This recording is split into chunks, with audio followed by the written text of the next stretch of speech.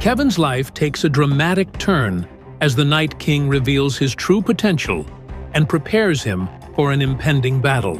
What are the true intentions of the forces gathering in Chicago? And how will Kevin face the challenges ahead?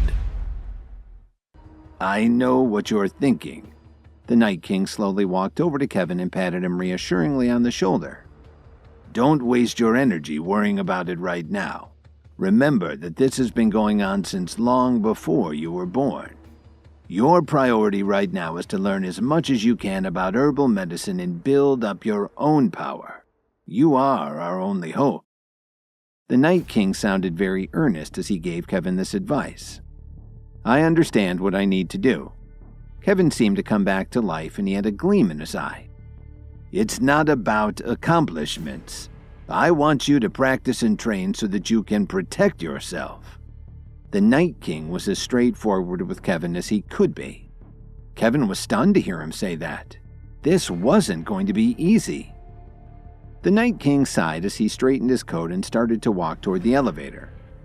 Well, now that you know what we're facing, it's time for me to leave Chicago. Don't forget to go to the Alliance headquarters the day after tomorrow for our leader's birthday. It's imperative to your journey. Before Kevin could reply, the Night King had already gotten in the elevator. Kevin's head was spinning from all this information. After being rejected by his own family and Lily's too, now he'd play a part in some kind of fight between good and evil forces that were going to be gathering in Chicago.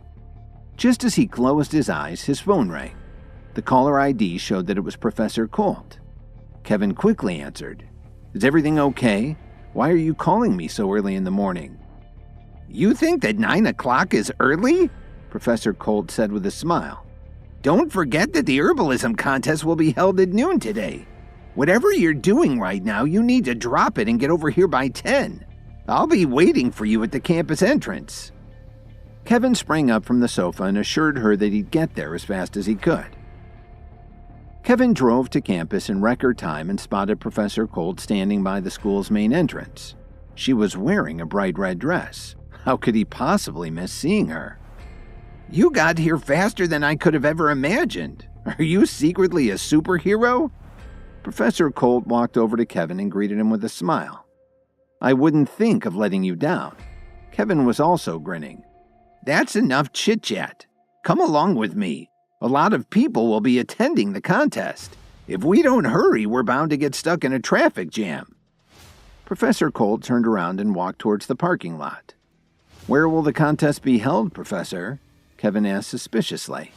He'd always thought that herbalism should be kept out of the public eye, and he expected that the contestants would meet in some remote place. How could there possibly be a traffic jam? It's in Grant Park, down by the lake, of course. Professor Colt walked briskly to her car while she filled Kevin in on the details. Grant Park was one of the most popular places in Chicago, and definitely not secluded. When Kevin and Professor Colt arrived, the park was already full of people. If there hadn't been reserved parking for contestants, they never would have been able to find a spot. Just as he got out of the car, Kevin saw banners from lots of different schools that trained people in herbal medicine. Some of them had pretty harsh reputations. I didn't expect it to be this crowded so early in the day, Kevin said anxiously. A lot of people have only heard of herbal medicine but never had a chance to see how it's done with their own eyes. Professor Colt walked with Kevin to the registration table. You mean we're going to prepare pills in full view of the public? Kevin asked in surprise. With the training that Kevin had already received, he could be considered a high-ranking expert. One thing he was sure of was that you needed a relatively quiet place if you wanted to do it right. If there's too much background noise, the herbalist can be distracted and have trouble controlling the fire accurately, which will affect the final quality of the pill. The other thing he was concerned about is that you can sometimes have an explosion, which had already happened in Professor Colt's class on campus. Before the professor could answer his question, they heard a booming voice on the PA system. Hello everyone, I'm Pavel Dobson, the host of this year's herbalism contest. It's a great honor to have you here at Grant Park on this fine day. I'd like to take this opportunity to announce the rules of this herbalism competition. There are 50 herbalists who will be preparing a variety of concoctions. Whoever succeeds in reaching the highest grade of purity will be declared the winner. Now please remember to keep quiet so that we can create a suitable environment for all the contestants." As Dobson stopped speaking, the contestants began walking over to their tables. The crowd was excited to see how this would turn out. Turning to Professor Colt, Kevin thought to himself, "No matter what happens next, I'm ready. This is a once-in-a-lifetime opportunity. I only wish that Lily was here with me." Kevin whispered to himself as he accompanied Professor Colt to the herbalist contest at Grant Park in downtown Chicago. The spectators gasped as the tables were unveiled, and you could see 50 furnaces set up with all the tools and ingredients necessary for the preparation of a medicinal pill. It was an impressive sight, and not one that you would expect to see in the park. Most people went there for concerts and food festivals. This promised to be a unique event, to say the least. As the contestants walked over to their tables, Kevin and Professor Colt searched for number 36, which had been assigned to them at registration. Some of the spectators were students at the School for the Healing Arts. One of them remarked, "Look, isn't that Professor Colt over there?"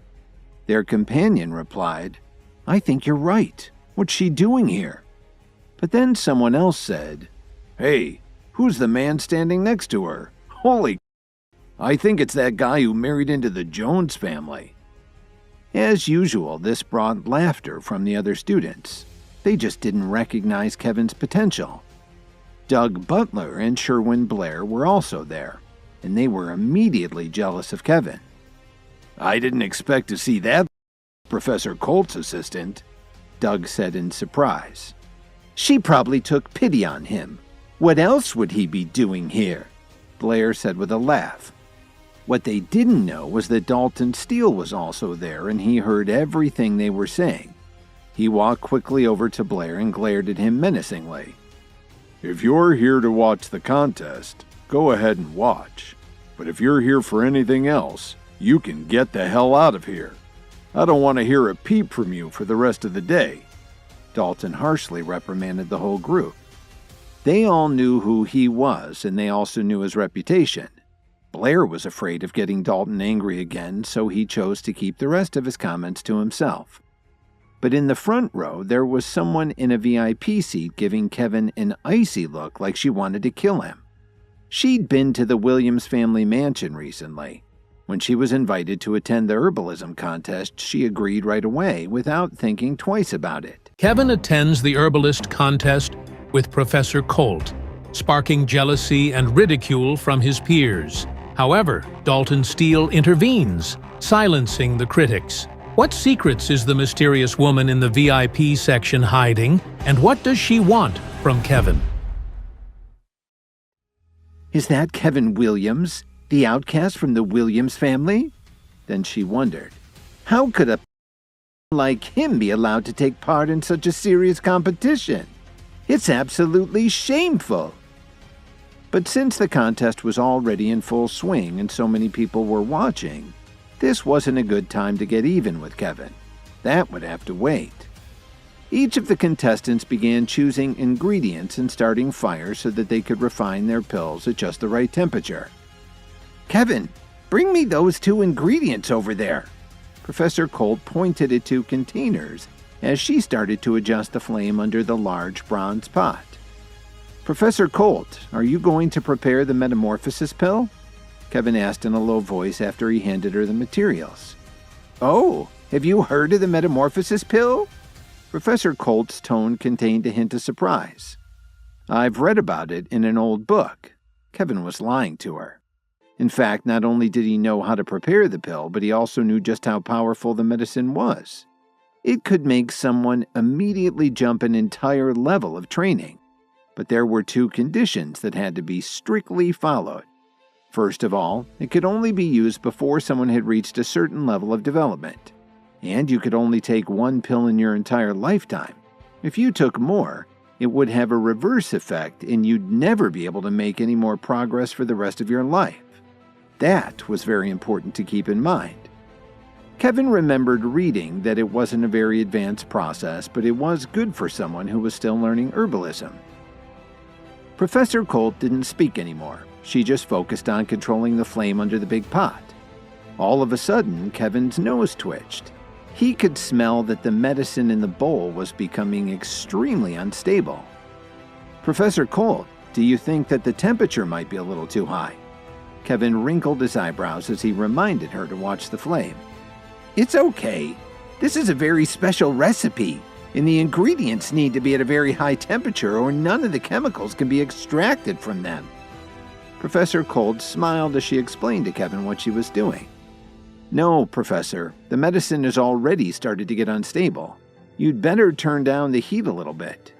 Kevin didn't agree with his teacher at all. He knew the temperature was getting too high. That's when Kevin realized something about Professor Colt. Although she definitely knew how to make herbal pills, she had a lot of trouble controlling the flame. Her techniques still hadn't been developed. "I said it's okay, Kevin. Don't worry about it." Professor Colt explained carefully what she was doing. "Maybe you've heard of the Metamorphosis Pill, but have you ever made one? Watch me closely and you may learn something." When he heard this, Kevin shook his head gently and thought to himself, "Professor Colt may be my teacher, but it's very clear that she is making a huge mistake. Her concoction is going to explode and we are going to be out of the competition. Since I need to keep my powerful knowledge a secret from her, I will let her make this mistake and then take over once her pill fails. Only I will have to throw in one extra ingredient when she isn't looking to stop the formula from exploding. That way I will still be able to use the bowl to create my own pill." Just then, Kevin heard a muffled explosion after another from the other tables. As Professor Colt turned to look at their competitors, Kevin quickly dropped a vial of magnesium into the concoction and smiled to himself. The magnesium will help protect the bowl from Professor Colt's impending explosion. Just like Kevin predicted, after an hour and a half, suddenly Professor Colt's bowl made a dull popping sound. "How could that have happened?" Professor Colt's face suddenly turned pale. Kevin sighed. He'd been expecting this for a while now. "Professor Colt, I warned you that the temperature was getting too high. Luckily, the bowl is still solid and there wasn't an explosion." Kevin reassured her as cheerfully and optimistically as he could. "That's impossible. I've made metamorphosis pills several times in the past." Her eyes were full of disappointment. "I think it's because of the bowl and flame setup. You're used to having steel or ceramic containers, but they gave us bronze for this competition," Kevin explained carefully. "You're right. You warned me about it before. I should have listened to you. What are we going to do now?"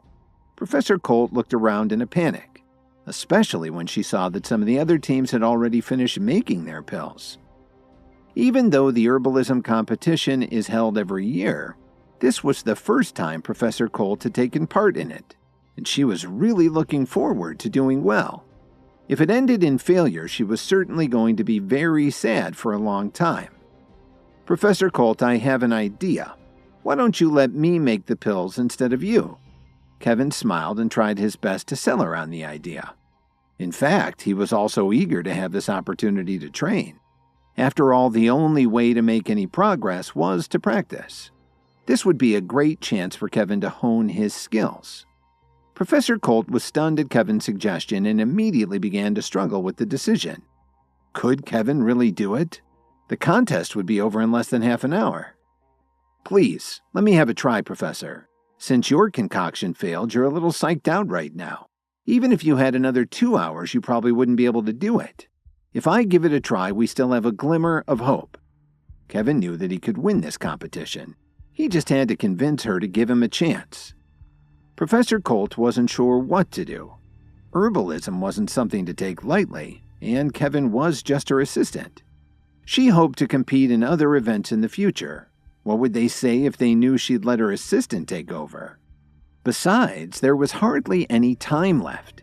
Even if Kevin knew what he was doing, there are some things you just can't do in half an hour. But then Professor Colt thought of another problem. Kevin was right that she was freaked out, So even if he just made some basic pill, nothing fancy, that would still be better than a complete failure for their team. Well, come on, let's do it. Professor Colt finally decided and stepped back from the table so Kevin could step up and try to save them from a humiliating loss. This immediately attracted everyone's attention. The spectators in the VIP section definitely took notice. An assistant was taking the place of the main contestant? This was absolutely unheard of. As usual. As the clock ticks down and the tension builds, one thing is certain: the outcome of the contest will be far from predictable. Will Kevin's risk pay off, or will it prove to be a costly mistake? Can he overcome the doubts and skepticism of the crowd and prove himself as a true herbalism master? And what secrets is Kevin hiding? Secrets that could either propel him to victory or sabotage his chances forever. As usual, the students who knew Kevin started making snide remarks.